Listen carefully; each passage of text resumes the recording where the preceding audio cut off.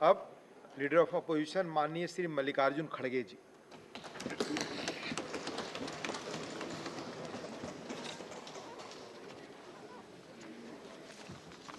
Sir, आपका मैं आभारी हूँ क्योंकि मुझे आप जल्द बुलाए और अपनी बात रखने के लिए मुझे मौका मिला, इसलिए मैं आपका आभारी हूँ। मैं इस शब्द से शुरू करूँगा ताकि कोई ये न समझे कि हमारे लिए ही ये बोल रहे हैं। मैं आम जनता जो बोलती है वही बात मैं यहाँ रख रहा हूँ। और संविधान आगे ये भी बोलूँगा कि संविधान कैसा बना और संविधान के तहत हम कहाँ तक चल पाए और संविधान ने कितनी हमको आज़ादी दी है, उसका हम कहाँ तक किस ढंग से अच्छी तरीके से देश को बनाने में हम इस्तेमाल कर रहे हैं, ये बहुत बड़ी बात है। ठीक है, आपके भाषण में तो आपके अचीवमेंट भी आए, आपके अनुभव भी आए और आप जो चाहते थे उसको यहाँ पर रखने की कोशिश की है। लेकिन मैं इससे शुरू करता हूँ, बदलना है तो अब हालात बदलो, बदलना है तो अब हालात बदलो, ऐसे नाम बदलने से क्या होता है। देना है तो युवाओं को रोजगार दो, सबको बेरोजगार करके क्या होता है।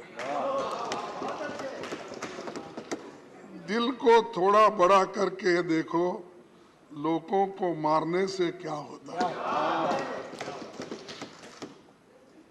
दिल को थोड़ा बड़ा करके देखो, लोगों के मारने से क्या होता है। कुछ कर नहीं सकते तो कुर्सी छोड़ दो। बात बात में डराने से क्या होता है। बात बात में डराने से क्या होता है। अपनी हुक्मरानी पर तुम्हें गुरूर है, लोगों को डराने से धमकाने से क्या होता है। बदलना है तो अब हालात बदलो, ऐसे नाम बदलने से क्या होता है और यहाँ से वहाँ जाने से और क्या होने वाला है। सर, तो सबको गर्व है देश पे और इसीलिए मैं कहूँगा कि जो संविधान आज़ादी के बाद बनी और इस संविधान के तहत हम सभी को चलना है और देश के लिए हम कुछ करना है। और इसमें मैं एक ही बात कहूँगा कि इस पार्लियामेंट्री जर्नी में 75 साल जो संविधान सभा का ये जो संविधान करके हुआ और उसके अचीवमेंट, एक्सपीरियंस, मेमोरीज, लर्निंग्स, इस पे ही हमको बात करना था। तो मैं इसी पे थोड़े शब्दों में बोलूँगा कि एक मेरी भी जर्नी 50 साल में असेंबली और पार्लियामेंट मिलके 52 साल हिस्सा है मेरा भी, लेकिन मुझे यहाँ ज़्यादा समय नहीं मिला, मेरे को वहीं पर रखना पड़ा, बेंगलुरु में ही था। यहाँ बहुत से नेताओं के भाषण सुनने को मुझे कम मौका मिला, सिर्फ ये 14 साल मिले। कहाँ जा रहे हैं?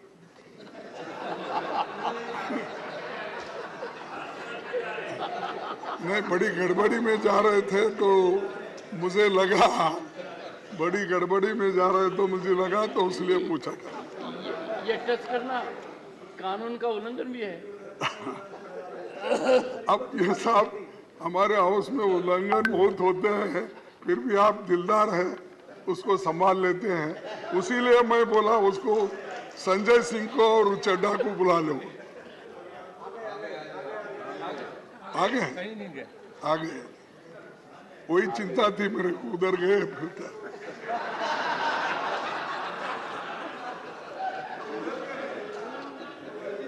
सर, ये संविधान सभा, ये भवन आजाद भारत के सारे बड़े फैसलों का गवाह है और इसी भवन में हमारी संविधान सभा 11 सत्रों में 165 दिन बैठी। उसने 90,000 शब्दों वाला जो संविधान बनाया वो 26 जनवरी 1950 को लागू हुआ। जब 26 नवंबर 1949 को संविधान सभा ने इसकी मंजूरी दी।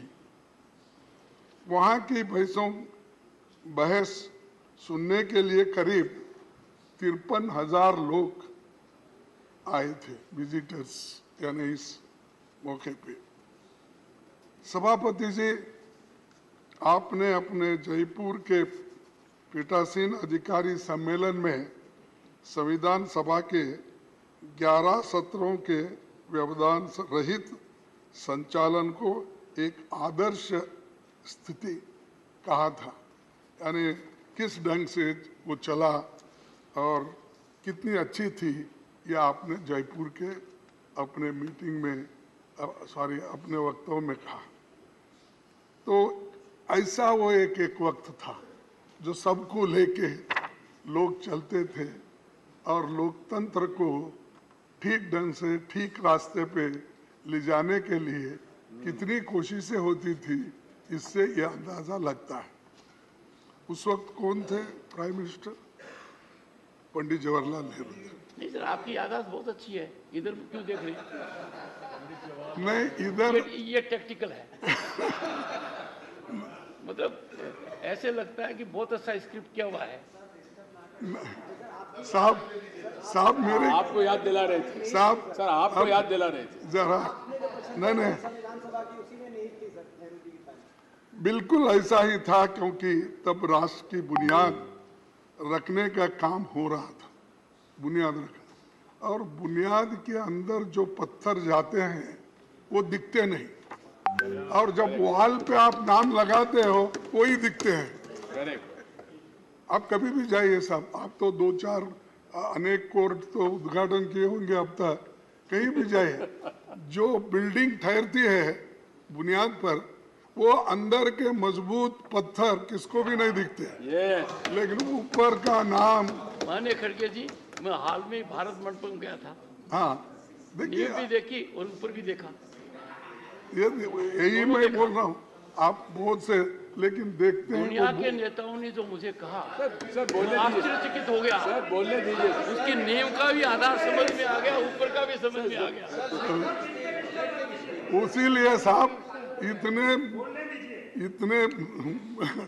बिल्डिंग्स, आप कौन से भी इमारत बनी होगी, राजे रजवाड़ों के महल बने होंगे, और हमारी पार्लियामेंट बनी, पहले की पार्लियामेंट है, नई है, और कुछ कल जाने में अभी वो दिक्कत है, कौन देखे कौन नहीं दे, हमारी जगह कहाँ है वो भी ढूंढना पड़ेगा। उसमें मैं आपकी मदद करूंगा। अच्छा, और आज ही करूंगा। चलो सर, संविधान सभा ने चुने गए विभिन्न धाराओं के लोग महान नायक थे, उसमें अपने दौर के महारथी थे, उनका बड़ा जमीनी अनुभव भी था। स्वतंत्रता, समानता, न्याय, मानवीय गरिमा और लोकतंत्र उनकी नसों में समाया था, क्योंकि उसके लिए ही तो वो लड़ रहे थे। इसीलिए संविधान निर्माताओं ने हमें जो संविधान दी है वही हमें आज भी एक बनाए हुए हैं और उसी ने राष्ट्र के लिए सशक्त ढांचा तैयार किया है। इसी कारण लोकतंत्र के सिद्धांत और व्यवहार आज जनता के स्वभाव का अभिन्न अंग है। भारतीय संविधान हमारा सबसे बड़ा मार्गदर्शक है। इसी के आधार पर संसदीय प्रणाली के हक में फैसला हुआ और अडल्ट फ्रेंचाइज जो हमको मिला वो सबसे बड़ी बात है, क्योंकि आपको तो मालूम है पहले जब वोटिंग पावर थी 1935 के तो इस एक्ट के तहत जो टैक्स देते हैं, जिनके पास जमीन है, जो पढ़े लिखे हैं, जो इनकम टैक्स पे करते हैं, ऐसे लोगों के लिए ही वोटिंग का अधिकार था। लेकिन हमने जो संविधान बनाया, पंडित जवाहरलाल नेहरू जी और डॉक्टर बाबा साहब अम्बेडकर, वल्लभ भाई पटेल, जितने भी महान नेता उस वक्त इस कॉन्स्टिट्यूंट असेंबली में थे, उन्होंने अडल्ट फ्रेंचाइज दिया। आप लिखो या आप पढ़े हो या अनपढ़ हो, आप गरीब हो या आप अमीर हो, सबको एक ही वोट और उसका वैल्यू भी एक ही। जो एक बड़ा अमीर आदमी, फर्ज करो अदानी के जैसा, उसको भी एक ही वोट, उसका वैल्यू भी एक ही वोट। लेकिन आज हमारे जो कर्मचारी है, छोटे लोग हैं, काम करते, उनको भी एक ही वोट। ये किसने दिया? ये कॉन्स्टिट्यूशन जो बनाने वाले कांग्रेस के उस वक्त आज़ादी, जिन्होंने आज़ादी के लिए लड़े और ये दिलाए और ये ढांचा बना। इसीलिए आज भी अडल्ट फ्रेंचाइज से ये देश जिंदा है, एक है और इंक्लूसिव है। और ये इंक्लूसिव बोले तो थोड़ा सा डर होता है उनको।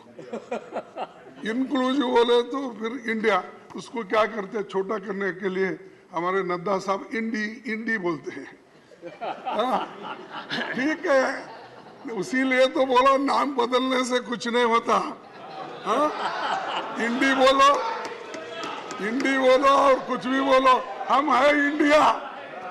अरे आप कुछ भी बोलो, हम सब इंडिया। अरे बैठो, अरे आप क्यों बात करते? बेंगलुरु से आए हैं, चुप बैठो। राजस्थान से बेंगलुरु। हमारे नायकों ने बहुत मंथन करके जो संविधान दिया, वो जनता की आकांक्षाओं को खरा उतरा है। बाबा साहब संविधान सभा के अपने अंतिम भाषण में उन्होंने ये कहा था, मैं ये कोट करना चाहता हूं, अगर आपकी इजाजत है तो। इजाजत है? मसौदा समिति का कार्य बहुत ही कठिन हो जाता यदि ये संविधान सभा विभिन्न विचार वाले व्यक्तियों का एक समुदाय मात्र होती। विभिन्न विचारधाराओं के लोगों का एक समुदाय होता। एक उखड़े हुए फर्श के समान होती, जिसमें कहीं एक काला पत्थर होता तो कहीं सफेद, और जिसमें प्रत्येक व्यक्ति या प्रत्येक समुदाय स्वयं अपने को विधिवेता समझता, सिवाय उपद्रव के और कुछ नहीं होता। तो उस वक्त बोल रहे कि इतने सब रहने से उपद्रव के कुछ नहीं होता। सभा में कांग्रेस पक्ष की उपस्थिति ने इस उपद्रव की संभावना को पूर्णतः मिटा दिया और इसी के कारण कार्यवाहियों में व्यवस्था और अनुशासन दोनों बने। कांग्रेस पक्ष के अनुशासन के कारण ही मसौदा समिति यह निश्चित रूप में जानकर कि प्रत्येक अनुच्छेद और प्रत्येक संशोधन का क्या भाग्य होगा, इस संविधान का संचालन कर बैठी।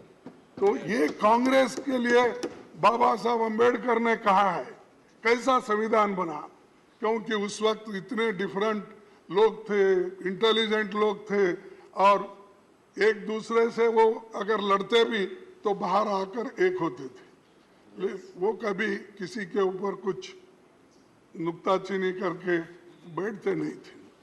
सर, मैं और एक आपको बात बताना चाहता हूँ कि ये बाबा साहब अम्बेडकर ड्राफ्टिंग यानी संविधान बनाने के लिए कितनी कोशिश की है, बहुत लोगों को मालूम नहीं। चूंकि ये कहते हैं ड्राफ्टिंग कमेटी चेयरमैन थे, वो क्या, ये क्या, ऐसा बोलने वाले बहुत हैं। क्योंकि कोई व्यक्ति को हम नहीं चाहते, ये खासकर ये हमेशा ये दलितों की हालत होती है। तो जब उन्होंने इतना कष्ट करके रात दिन बैठ के जो संविधान उन्होंने बनाया, इसीलिए उसमें एक टीटी कृष्णमाचारी का एक कहावत अपना स्टेटमेंट है, मैं आपके सामने पढ़ के। संविधान का निर्माण करने वाली चुनिंदा 7 सदस्यों की ड्राफ्टिंग कमेटी में सबसे बड़ी भूमिका डॉक्टर अंबेडकर ने बना। 7 लोगों, इसमें क्या होता, क्योंकि उसके एक सदस्य ने वो 7 में एक सदस्य त्याग पत्र दिया, कितने बचे? 6। एक सदस्य का निधन हो गया, कितने बचे? 5। जबकि एक अमेरिका चले गया, बचे 4। एक सदस्य रियासत के कार्यों में व्यस्त रहे और 2 सदस्य दिल्ली से दूर थे। उनकी सेहत खराब होने के कारण कम मौजूदगी होती थी, तो सारा दारोमदार बाबा साहब अम्बेडकर की। ये इतिहास है, हम इसको कभी नहीं कहते हैं। ये बार बार यही बोलते हैं ड्राफ्टिंग कमेटी के ये थे, सब मेंबर्स ने मिल। अब ये टीटी कृष्णमाचारी जो मेंबर थे उसके कॉन्स्टिट्यूंट असेंबली के, और खासकर इस ड्राफ्टिंग कमेटी के मेंबर थे, उन्होंने ये बात कही।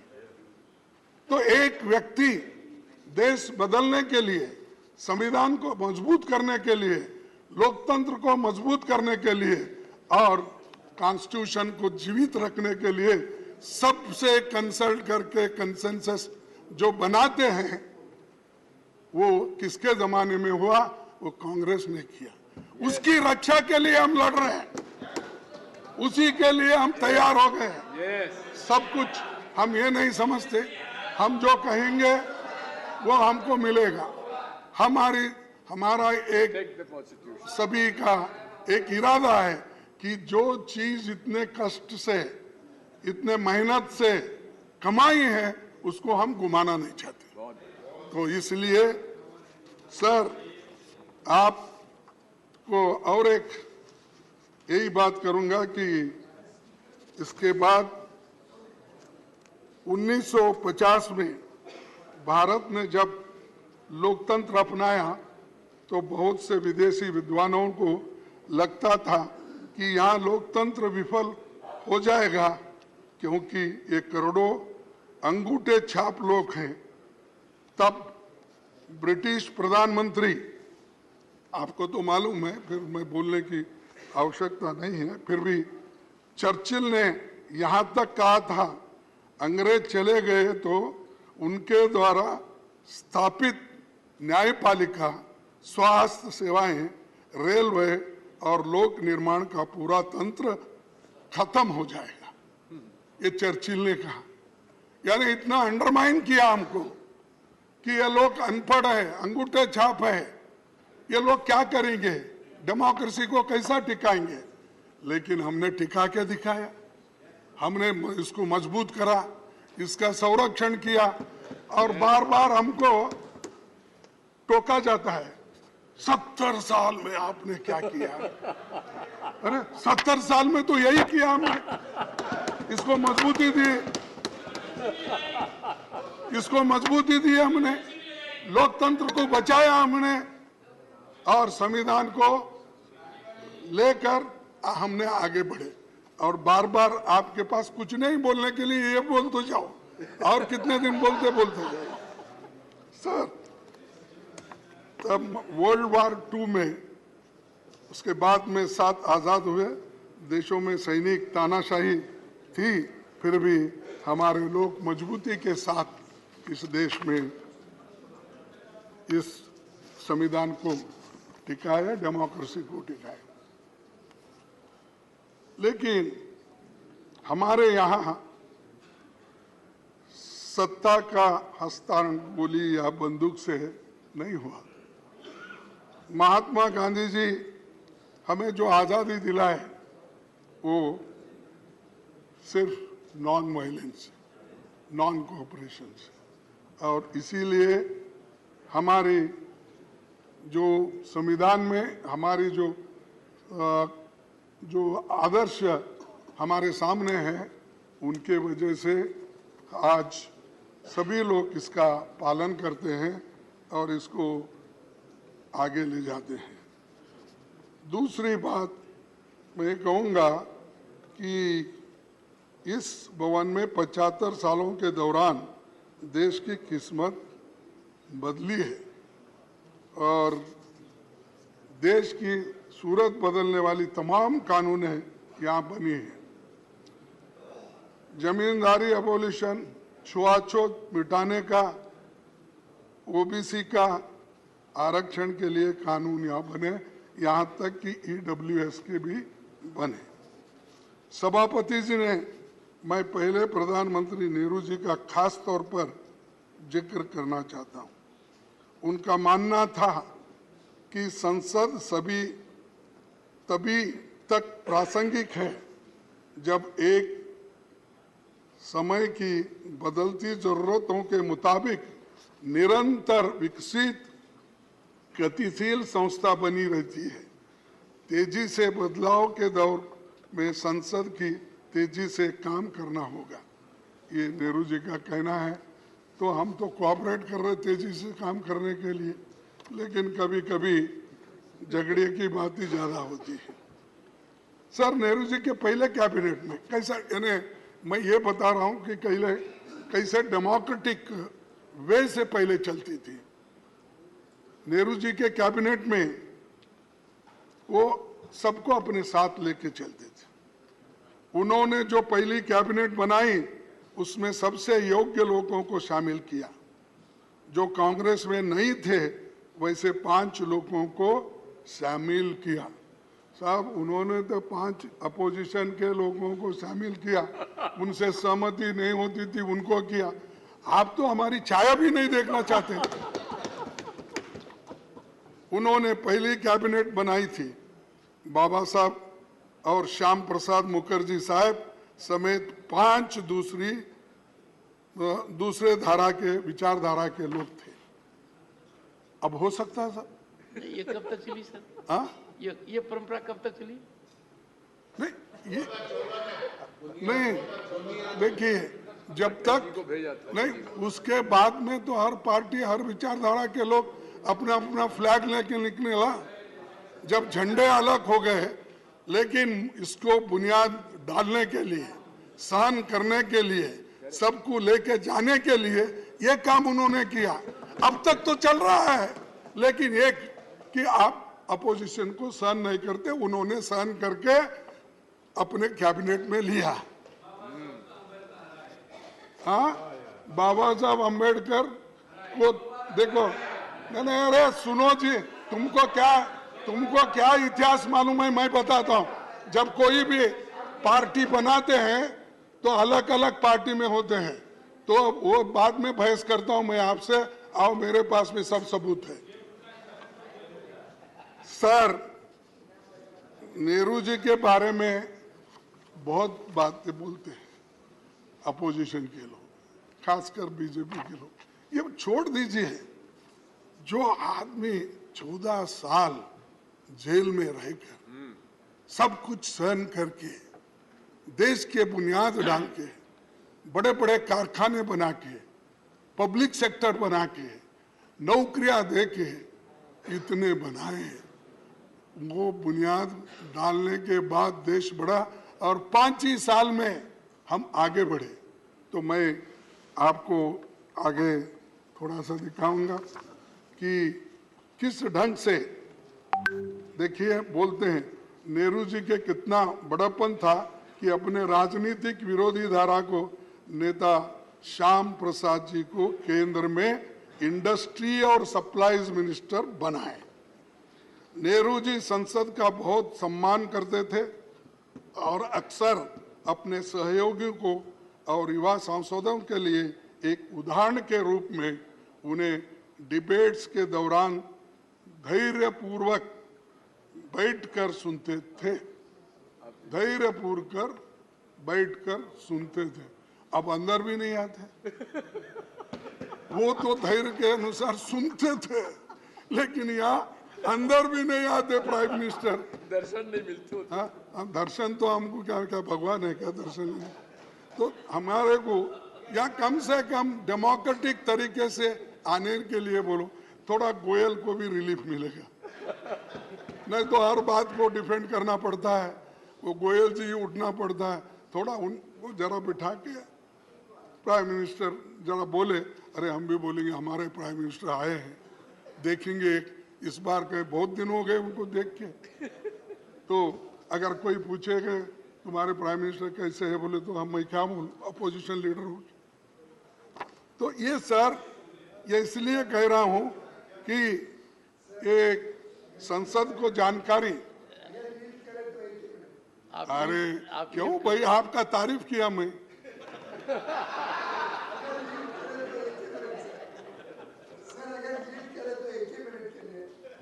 जब प्रधानमंत्री जी यहाँ पे आते हैं तो आप लोग बाहर चले जाते हो। नहीं, अब ऐसा है, जब वो नहीं, वो जब वो आते हैं हम बाहर चलते हैं ना, तुम पहले ही भगाते हो हमको कुछ कह के, झगड़े निकाल के। चलो छोड़ दीजिए। नेहरू जी, अरे सब मालूम है आप कहाँ बिठाते कैसा करते। सुनो, अब नेहरू जी महत्वपूर्ण मुद्दों पर लगातार विपक्षी नेताओं से मिलते रहते थे। प्रमुख मुद्दों पर बहस के दौरान सांसदों की बातें ध्यान से सुना करते थे। नेहरू जी ने तो यहाँ तक कहा था, मुझे इस सदन की शक्तियों से ईर्ष्या है और मैं नहीं चाहूंगा कि कोई उन शक्तियों को सीमित कर दे। यानी इतना बड़ापन, मैं किसी को सीमित करना नहीं चाहता, सुनना चाहता हूं, सबकी ओपिनियन लेना चाहता हूं। तो ये बात उन्होंने कही।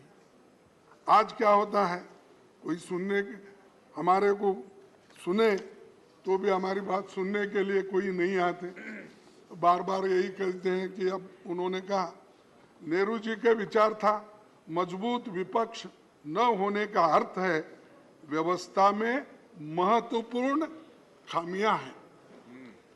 अगर मजबूत विपक्ष नहीं है तो वो ठीक नहीं है, नेहरू जी का कहना। अब जो मजबूत विपक्ष है तो उसको ईडी, सीबीआई कमजोर कैसा करना, कमजोर कैसा करना इधर है। अगर कोई है भी है, इमीडिएटली उसको लेना, कमजोर करना, फिर वॉशिंग मशीन में डालना, क्लीन होके बाहर आना, वहीं पर परमानेंट रहना। सर, लेकिन आज क्या हो रहा है, ये सब देख रहे हैं।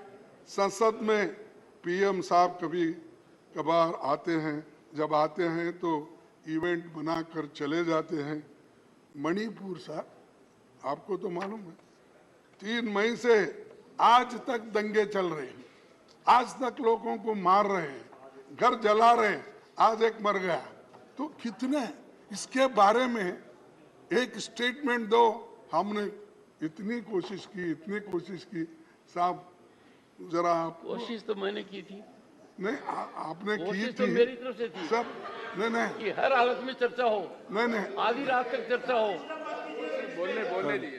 सर शक्ति जी। नहीं आप, अरे भाई तुम क्यों ये उनको इरिटेट करते हो? सर आप तो कोशिश किए हैं, लेकिन आपके बातों को भी वो नहीं मानते। ये मुश्किल है ना, आप हमको बोलते हैं, उसीलिए हम बार बार आपके तरफ देखते हैं। तो जब हम आपके तरफ देते हैं तो फिर आप उनके तरफ देखते हैं। तो इसलिए खड़गे जी, मैं मजबूर नहीं हूँ, मजबूत हूँ। आप मेरी मजबूत बात को मानते तो नहीं साहब। लोकसभा से पहले चर्चा होती, ज्यादा सार्थक चर्चा होती। अरे मैं साहब मणिपुर डेमोक्रेसी पर में प्रधानमंत्री और गृह मंत्री ने लोकसभा में कहा, मैंने बड़ी कोशिश की कि इस सदन में व्यापक चर्चा हो, आपने होने नहीं दी सर। नहीं आपने नहीं होने दी। ये देखिए 267 सर 267 ये देखिए ठीक, अरे वो बात गई, जाने दो, बात गई है और रात गई कुछ। सर नंबर में नहीं आते। लेकिन आज क्या हो रहा है इम्पोर्टेंट बात। ये सब देख रहे हैं। सर वो देश के कोने कोने में जाते हैं, लेकिन मणिपुर क्यों नहीं जाते? सर पहले आपको शिकायत थी कि वो आपकी कॉन्स्टिट्यूंसी में क्यों गए? नहीं बोल, आपने यहाँ पर कहा था। मैंने बोला नहीं, मेरे माननीय वो खड़गे आने जी, दो। आपने इस सदन में कहा था नहीं। कि वो मेरे कॉन्स्टिट्यूंसी में क्यों जाते हैं?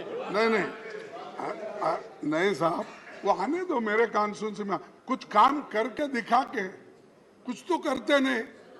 लेकिन खैर डेमोक्रेसी में हार जीत तो अलग है, लेकिन आते हैं तो इवेंट बना के चले जाते।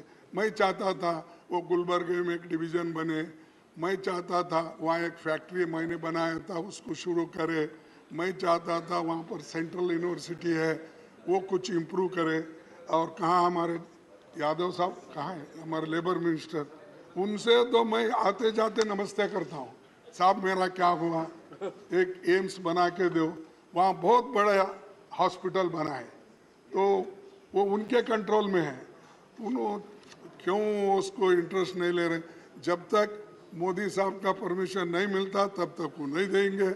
मेरी मुश्किल ये है कि आप सरकार के ऊपर, सरकार को क्यों रिक्वेस्ट नहीं करते? रिक्वेस्ट नहीं भाई, दबाव डाले तो भी नहीं कर रहे। और आते जाते मैं समझता 50 सलाम तो हो गए होंगे मेरे यादव से। 50 सलाम। हाँ 50 मेरे बाजू में है ना। फिर तो ये ऐसा, और अच्छी बिल्डिंग है, उन्होंने खुद देखे हैं, देखकर। खैर जाने दो, हमारी किस्मत अच्छी नहीं, मेरे लोगों की किस्मत अच्छी नहीं, वहाँ के लोग पहले ही बैकवर्ड है और भी उनको दूर रखे हैं।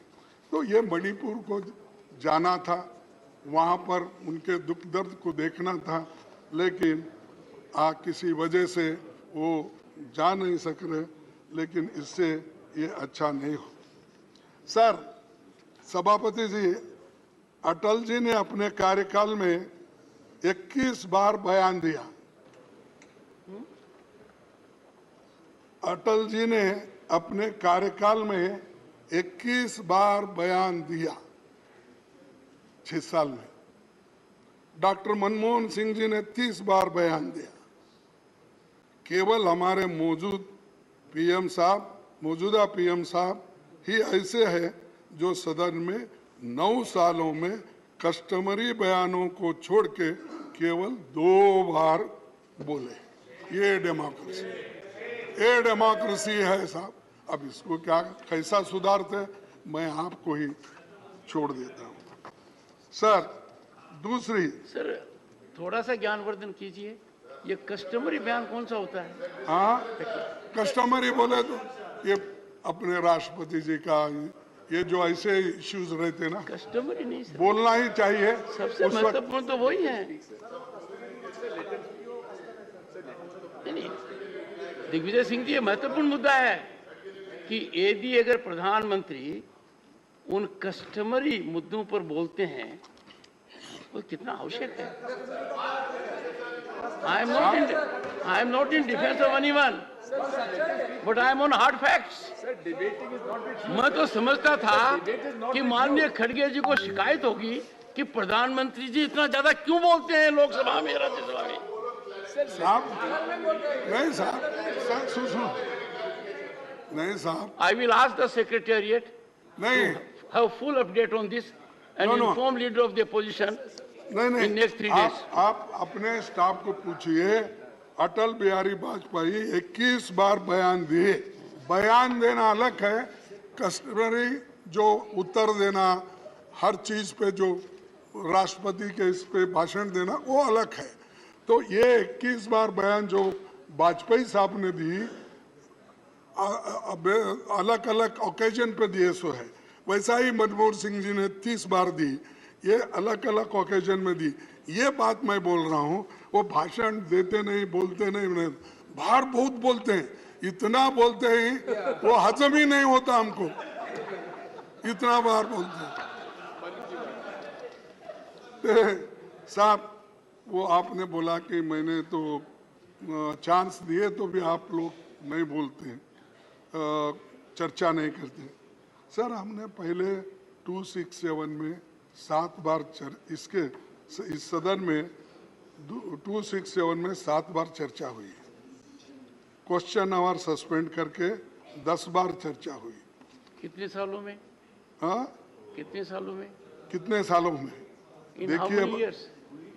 देखो मैं कह रहा हूँ ये सदन में जो हुआ है, लेकिन आप एक बार भी नहीं कर आप रहे। मुझे कटघरे में खड़ा कर रहे हैं, इसलिए आपसे संरक्षण मांग रहा हूँ कि जो फिगर दे रहे हैं आपके हाथ में, जिन्होंने फिगर ठीक दिया है, है मैं वो उनसे फिगर आपको पूछिए भेज दूंगा। कि कितने दशक में ये हुआ है। नहीं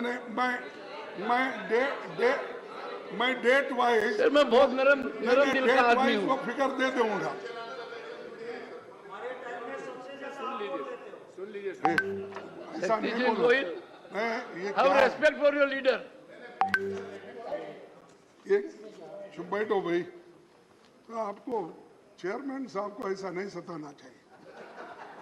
सर सर पहले तो आप उकसाते हो और फिर उनको डांटते हो। नहीं वो ऐसा बीच में बोल। आपने पहले वाली बात भी बहुत सही कही थी।